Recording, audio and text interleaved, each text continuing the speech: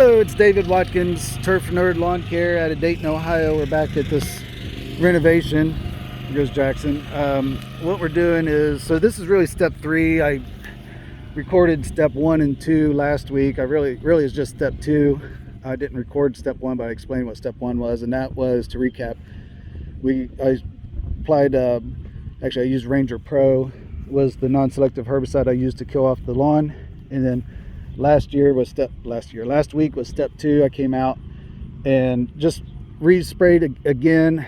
I think I was 10 days after the first application, just to look for anything that we missed. I also stayed away from the flower bed edges, so I had to use a backpack to touch that up.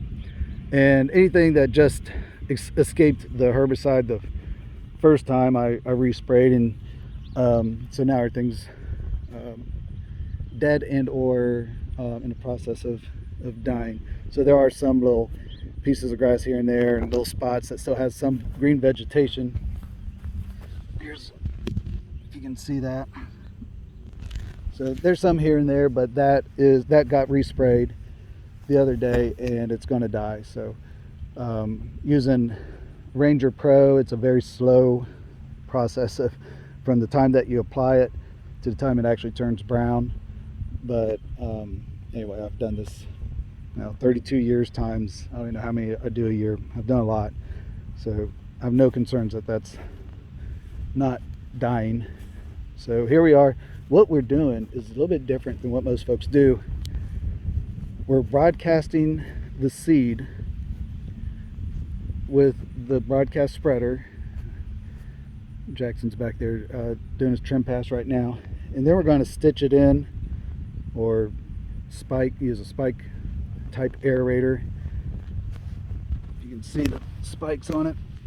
We're going to go over the lawn about 5 times in different patterns, different directions. We're going to make Swiss cheese out of this, but we're spreading the seed first, and then we're going over it with the spike. It's a spike aerator, but the process could be either referred to as spike seeding or stitch seeding, which is different than slice seeding. We slice seed as well, but for this one it made more sense to stitch seed it. Anyway, I want to kind of give you an idea of what it looks like today. I'll grab some video of him actually stitching it in, and the reason I'm doing this the way I'm doing it, I'm gonna show you the results video also, because I know a lot of people are going to challenge this method and think it's not going to work as well as slice seeding. And really, I want to do this to prove that theory wrong. It's not a theory for me. I've been doing this for years, extremely successfully. Actually, superior. It's superior, and the reason it's superior, I'll just tell you. When you use a slice seeder, even this machine has the hopper for the grass seed, right? The seed drops out from holes behind the, you're not gonna be able to see it, but the seed drops out of holes behind the tines, and the seed falls into the holes or whatever, but it drops out in like a bead, right? So you have seed, seed, seed. See what I mean? So if we need, for instance, 8 pounds of seed per 1,000 square feet, the seed is being laid in these crop rows. So what we do is we broadcast the seed so it's evenly distributed, and then we stitch it in. Hold on, I just got home. That's not good. Actually, I'm probably gonna go talk to him in a minute. And then we stitch it in. So here's an area that I did by hand, and you can see some of the seed on the ground.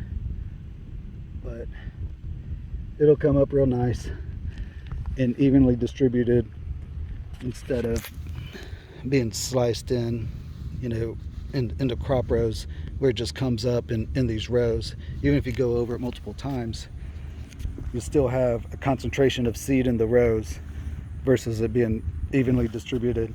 And by going over it multiple times with that spike seeder or spike aerator, it it disrupts the soil, creates seed beds, moves the soil around, and so seed does fall into those little holes, but even the seed that lands between the holes will germinate as well. So all right, since my client just pulled up, I'm gonna go have a chat with him, and I'll probably take some more video here in a little bit.